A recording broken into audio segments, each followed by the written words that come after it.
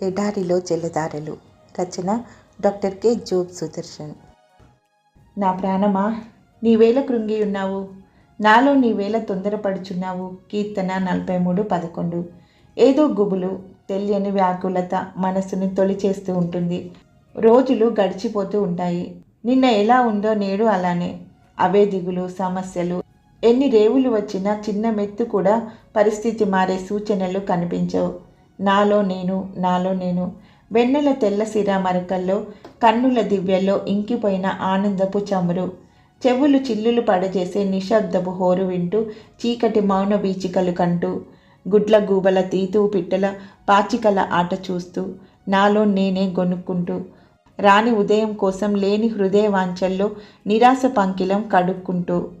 ఇక నరమానవుడనే వాడి దగ్గర మనకు ఊరట దొరకదని తేలిపోయిన తర్వాత గత్యంతరం లేని పరిస్థితిలో దేవుని వైపు దృష్టి సారించు.